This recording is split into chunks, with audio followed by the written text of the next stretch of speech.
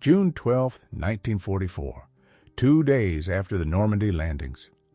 German medical officer Klaus Müller stands beside a field hospital in Calvados and freezes at what he's seeing. Over the battlefield circles a U.S. C-47 transport. But instead of dropping paratroops or supplies, stretchers are being lifted out through its doors. Stretchers with living wounded. Men who were under shell fire in foxholes yesterday are already being flown across the channel to hospitals in England today. Impossible, Mueller whispers as the aircraft climbs. By every rule of military medicine, evacuation should be slow, by truck, by rail, through secure corridors. Yet here, the Americans are lifting badly wounded men to 3,000 meters, where air pressure drops and temperatures skim freezing. Mueller didn't yet know he was watching the beginning of a new age in military medicine, an age where time itself became the deadliest enemy and the strongest weapon against death. When we picture World War II, we imagine tanks, bombers, submarines. But in the shadow of those battles, another quiet revolution unfolded, unseen, life-saving, and it changed forever how fast help could reach the wounded. It saved hundreds of thousands and rewrote the clock on survival. Until 1942, evacuation looked much the same as in World War I. Trucks, trains, ships, journeys lasting days, sometimes weeks. Every hour cut survival odds. U.S. medics understood the system had to be broken. The idea sounded crazy. Lift casualties into the sky, carry them hundreds of kilometers by airplane, and deliver them to real hospitals in hours instead of days. The Germans, proud of discipline and logistics, dismissed it as reckless. The Americans didn't just try it, they built a system that ran like a watch. January 1942, Bowling Field Air Base near Washington. Colonel David Grant sits behind a desk piled with reports from North Africa. The numbers cut like a knife. 40% of wounded Americans aren't dying from their original injuries, but from the journey. Transport complications, infection, bleeding, shock. The cost of long, grinding hauls overland. Grant was more than a doctor. He'd flown in World War I and knew an airplane could cover in an hour what a truck needed a day to do. The first test came in September 1941 in the Philippines.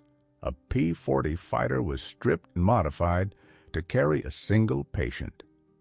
Gear was removed, a tiny treatment bay improvised. A soldier, given only 24 hours to live, was flown to hospital in 4 and survived. The real breakthrough came in North Africa. In November 1942, American troops landed in Morocco and immediately hit a wall. Heavy losses, almost no frontline field hospitals, and the nearest full facilities hundreds of kilometers beyond the desert. Major Charles Kelly, senior medical officer for the U.S. 12th Air Force, made a decision that looked like suicide. Turned C-47 transports into flying ambulances. On paper, it made sense. Whether shattered men could survive the flight, only experience would tell. February 1943, Hugues-les-Bains Airfield near Casablanca. Sergeant Mechanic John McCormick stares at a C-47 that has just unloaded medical supplies. In 1 hour, the same aircraft must lift 12 wounded from a hospital near Tebessa. Converting a cargo hauler into an ambulance is no small job. Install litter racks, ensure ventilation, leave space for a doctor and a nurse. The C-47 was perfect, reliable, roomy, capable of short field landings.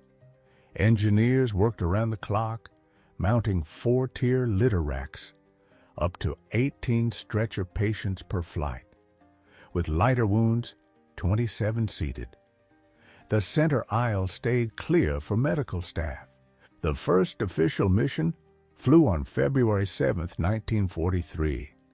Captain William Cossin lifted off from Ukes and reached Tebessa in 2 hours. What once took 3 days overland now took hours. Of the 12 evacuated, 11 fully recovered. The real test came in March during the fighting in Tunisia.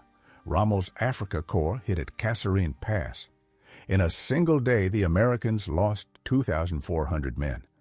At Algiers, 400 kilometers away, field hospitals overflowed. The next clinics were already full. In that crisis, airlift proved its worth. In 3 days, the 87th Medical Air Evacuation Squadron flew 47 sorties and moved 648 wounded. By road, the same task would have taken 2 weeks. April 1943, Army Group Africa, HQ, Tunisia. Colonel General Hans-Jürgen von Arnim reviews reports of American medical flights. His adjutant, Major Vera Schmidt, reads hesitantly, "Herr General, last month our observers confirmed more than 180 evacuation flights." Arnim shakes his head. The Wehrmacht trusted ambulance trains and hospital trucks, proven reliable. Hauling critical cases through the sky sounded like a stunt. "Nothing but propaganda," he snaps. Schmidt interrupts. "They're moving serious cases to boost survival, not morale." He was wrong. U.S. statistics spoke plainly. Mortality among the wounded dropped from 4.5% to 2.3%, almost half. That meant thousands of lives saved. The secret wasn't just speed. The Americans embraced stabilize and evacuate, give immediate basic care, then fly at once. Instead of complex surgery near the front, doctors focused on airway, bleeding, shock, then moved the patient to a real hospital. Lieutenant Elizabeth Scott, one of the first flight nurses, recalled, "We didn't know how bodies would react. Would they tolerate altitude? Would bleeding restart? Would a heart simply stop?" Experience taught quickly. Chest wounds worsened above 3,000 meters, so flights kept to 1,500, 2,000 meters, even under flak threat. Another lesson: speed mattered more than comfort. 2 hours to a hospital beat, 3 days in a jolting hospital train with soft mattresses. June 1943, RAF Mildenhall, England. Colonel Melvin McNichol studies the map of Operation Husky, the invasion of Sicily. The task seems impossible. Plan evacuation for 160,000 men hitting a hostile shore. He has 12 squadrons with 16 aircraft each, 192 C-47s able to move up to 3,500 wounded per day. The numbers impress, but McNichol knows quantity isn't the key. Organization is. The Americans built a conveyor belt system. Near the front, they set up casualty collection points, small field stations close to runways. There, doctors performed triage. Who flies now? Who needs brief stabilization? Who can wait? The decisive innovation was the flight nurse. There had been no such profession before the war. Training began within months. Louise Taylor of Nebraska completed a 16-week course at the School of Aviation Medicine, Randolph Field, Texas. They trained us to work through turbulence and noise, to understand altitude on the body, to care for men in a tight aisle between litters, and, most of all, to make fast calls. July 10th, 1943, Operation Husky begins. In the first 48 hours, 66,000 Americans land on Sicily's south coast. Losses are heavy, about 2,300 wounded. The system roars to life. Every 20 minutes, Red Cross aircraft lift off. Flights run to Tunis, Algiers, Italy, and for the worst cases, even to England. German intelligence reports a constant stream of American aircraft over the Mediterranean. General Alfred Kesselring notes in his diary, the Americans have made their wounded the fastest arm of their service. August 1943, Catania Airfield, Sicily. Technical Sergeant Robert Henderson inspects a C-47 before another evac flight. In the past 2 months, he's seen everything, from minor wounds to cases needing constant care in the air. American engineers faced questions no one had asked before: how to power medical devices on board reliably, how to limit infection in a tight cabin, how to deliver emergency care despite vibration, noise, and cramped space. Answers came step by step, experiments, and small but crucial changes. C-47s gained auxiliary power for oxygen sets and electrical gear. Special containers were added for plasma, then a breakthrough for treating shock. Dr. Charles Drew, an African-American surgeon and pioneer of blood storage, personally advised the military on plasma use in flight. It didn't need the refrigeration whole blood did, ideal for air. The biggest hurdle wasn't technical, it was human. Fear. Many wounded panicked when told they'd fly. Sergeant James Collins, who lost a leg at Enfidaville, said, "It felt like they were taking me into the sky to die. We'd never flown before, and now we were broken." Flight nurses built a precise ritual of calm support, explaining each step, showing how litters were secured, stressing that the plane wasn't a hospital in the clouds, but a fast bridge to a real one. Nurse Mary Ann Wheeler recalled, "The key was giving back control. Explain. Anchor them with words." Upgrades continued. Shock-absorbing litter mounts to cut jolts, cabin climate control, portable defibrillators for sudden crises. Burn evac posed special problems. Humidity and pressure shifts could worsen injuries. Military doctors tested protocols until they found safe methods for moving burn patients by air. By late 1943, the system ran like clockwork, from wound to hospital bed, in 6 to 8 hours. Before the war, the same journey took 3 to 4 days.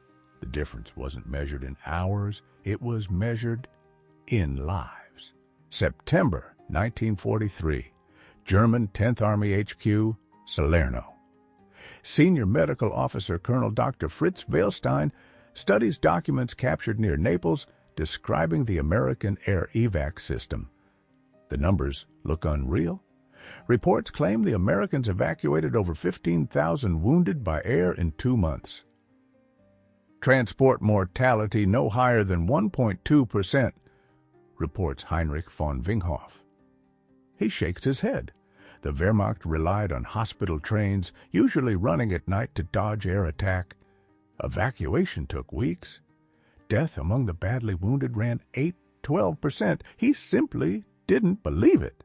SS Chief Surgeon Karl Gebhardt publicly declared air evacuation an American fiction meant to sap German morale. But facts said otherwise. Field agents repeatedly observed C-47 hospital planes landing on newly captured strips. Radio traffic confirmed tight coordination between squadrons and ground medical units. In October 1943, the Germans tried to intercept one. A Bf-109 from JG-53 attacked a lone Red-Crossed C-47 over the Tyrrhenian Sea. The pilot, Oberleutnant Wilhelm Krups, expected an empty transport. Instead, he saw, through the windows, litters and nurses working over wounded men. Stunned, he broke off and returned to base.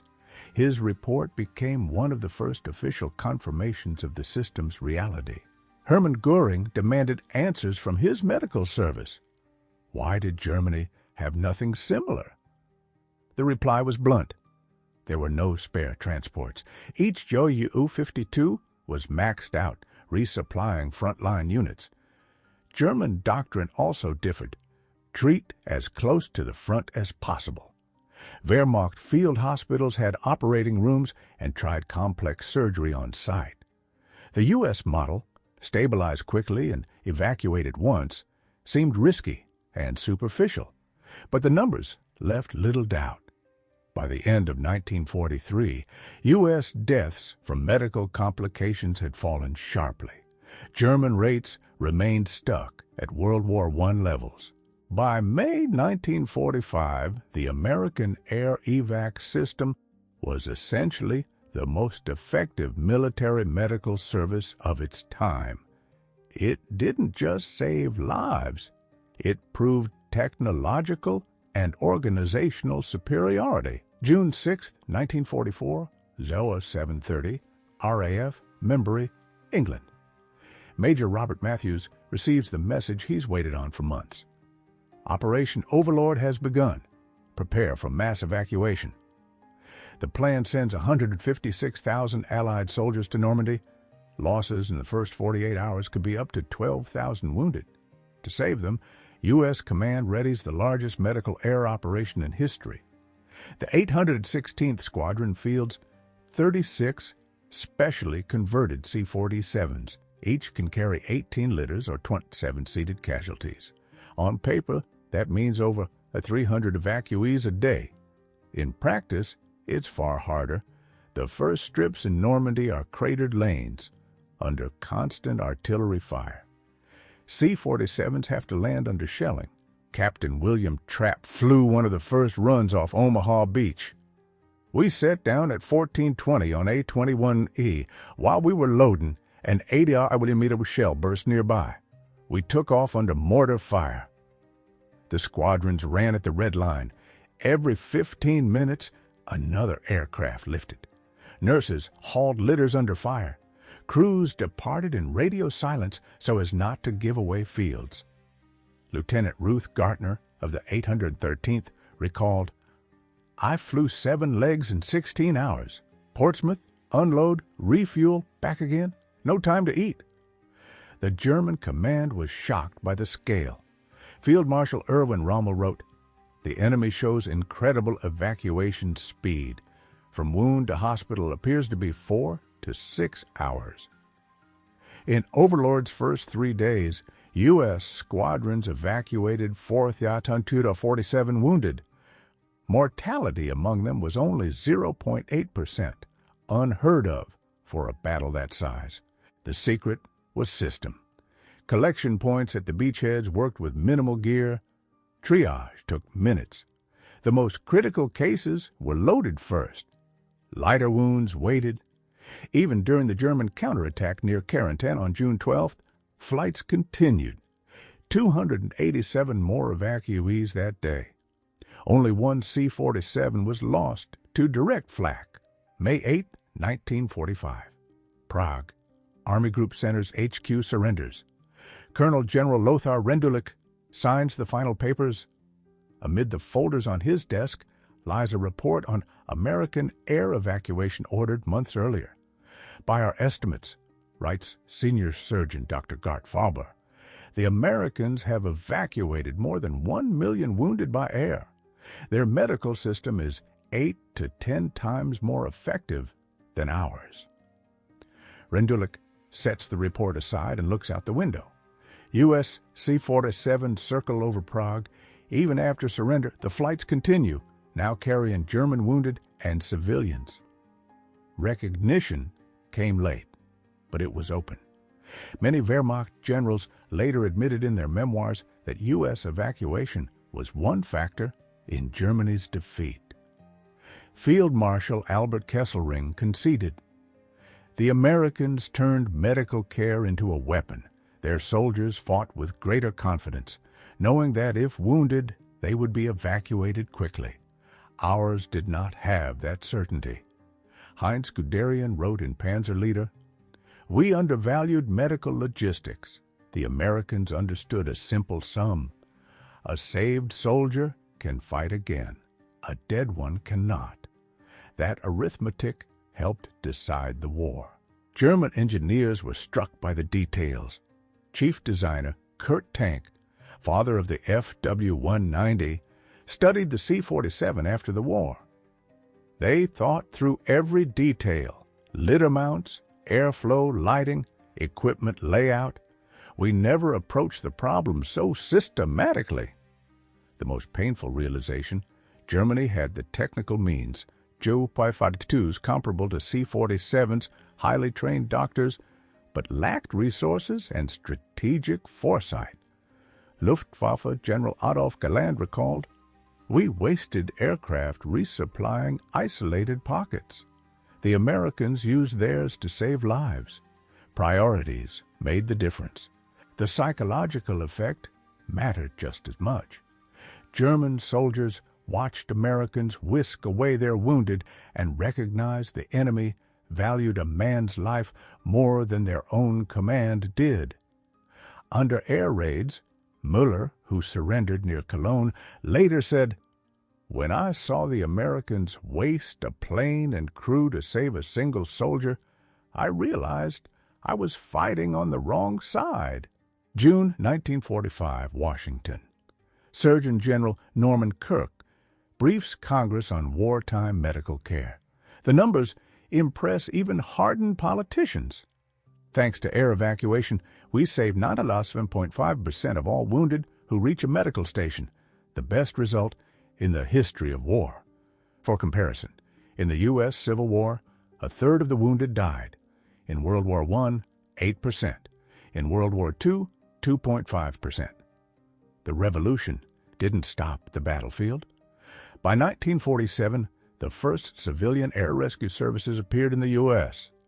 Dr. Igor Sikorsky, son of the famous aircraft designer, started a helicopter ambulance in New York. We simply took wartime lessons and applied them to peace. The principle is the same. Time decides everything. Europe followed quickly. In 1952, Switzerland founded Rega, still active today, a one-to-one copy of the American model. C-47 innovations flowed into civil aviation, life support gear, in-flight stabilization methods, medical equipment adapted for air. Flight nurse became a profession in its own right. In 1950, the University of Cincinnati launched the first civilian program. Most of all, medicine's philosophy changed. Stabilize and evacuate replaced treat on site. Fast transfer to specialized hospitals proved far more effective than prolonged care in field conditions. That approach reshaped trauma care. Modern trauma centers, EMS systems, doctor-equipped helicopters all trace their roots to World War II. 1960, Vietnam. Captain Robert Mitchell commands the 57th Medical Company, evacuating U.S. wounded by UH-1 Huey helicopter. The principles are the same as in 1943. "We inherited World War II's lessons," he tells young pilots. "Speed over comfort, time over fuel. Every minute can save a life." In Vietnam, air evacuation reached a new level. Helicopters landed in combat zones, pulled casualties from jungle, and delivered them to hospitals in minutes. U.S. mortality fell to 1.7%, the lowest in the history of warfare. World War II veterans saw the direct line. Colonel James Hughes, former C-47 pilot who later led medical aviation in Vietnam, said, "We just refined what we invented in 43. The foundations stayed the same." Civil medicine advanced in parallel. The 1972 Emergency Medical Services Act built a nationwide U.S. ambulance system on World War II principles. Dr. Peter Safar, pioneer of modern resuscitation, explicitly cited wartime experience. American medics proved from 1943 to 1945 that rapid evacuation saves more lives than extended care on site. The same rule holds in peace. In the 1980s, aircraft designed specifically for medical use reached the market. Aircare built networks using modified Learjets and King Airs, structures that looked almost exactly like the military plans of the 1940s. Technology marched on the same path. Portable ventilators, defibrillators, vital sign monitors, all evolved from devices first adapted for the C-47. The idea spread worldwide. In the USSR, air medical units appeared in the 1950s with a handful of aircraft. Britain developed air rescue for remote regions. In Australia, the Flying Doctor Service saved homestead families across vast distances. Perhaps the biggest impact came in humanitarian law. The 1949 Geneva Conventions explicitly protected medical aviation. Article 36 of the first convention states that aircraft used solely to evacuate wounded and sick and to carry medical personnel and supplies are not to be attacked. B. Today, air medicine is part of health care everywhere. Few remember it began with a crazy American idea in 1943. Lift the wounded into the sky to save their lives. March 2005, Denver, Colorado. 82-year-old Ruth Gardner sits in an armchair telling her grandchildren about her service as a World War II flight nurse. On the wall hangs a photo, a young woman in uniform beside a C-47 marked with red crosses. "We didn't see ourselves as heroes," Ruth says. "We were just doing our jobs. Only now do I understand. We changed medicine." She flew 247 evacuation missions and helped save hundreds. After the war, she worked in civilian air rescue, passing experience to new generations. In Florida, 89-year-old William Trapp, a former pilot, remembers every flight. His worst moments weren't in combat. The hardest times were flying with the wounded and knowing their lives rested on your hands alone. Trapp flew 312 evacuations and logged over 800 hours with casualties. He flew after the war, too, but those wartime missions were the most important of his life. Dr. Charles Kelly, the first to convert a C-47 in North Africa, later became a professor at Johns Hopkins and wrote standard texts in military medicine. What made him proudest was simple. His system saved 1 million lives. "When I decided to turn the C-47 into a hospital plane," he recalled in 1975, "I was thinking only of real soldiers dying because evacuation was too slow. I never imagined the scale of what would follow. Veterans often met those they had once saved." In 1995, on the 50th anniversary of victory, pilots of the 87th Squadron gathered in Washington with soldiers they had evacuated. James Collins, whose leg was amputated in Tunisia in 1943, embraced Nurse Elizabeth Scott, who had flown with him. "For 52 years I wanted to thank you. You didn't just save my life, you saved my future." There were hundreds of such stories. The saved became doctors, teachers, engineers, fathers. Their children and grandchildren live because one day someone chose to lift the wounded into the sky. The statistics are stark. 176,048 evacuated, 97.5% survival. Behind every number was a life, a family without the loss of a son or a father. When we hear a medevac helicopter over the city today, few think about its origin. Minutes later, a patient is at a trauma center. We take it for granted, but it began 80 years ago with an unbelievable idea: send the wounded into the air. American medics in World War II carried out a true revolution. They proved that speed outweighs caution, that the risks of flight are lower than the risks of delay, that time is the most powerful weapon against death. Germans, who saw themselves as masters of military organization, could not believe such a system was possible. They watched red-crossed C-47s fly over battlefields and dismissed it as propaganda.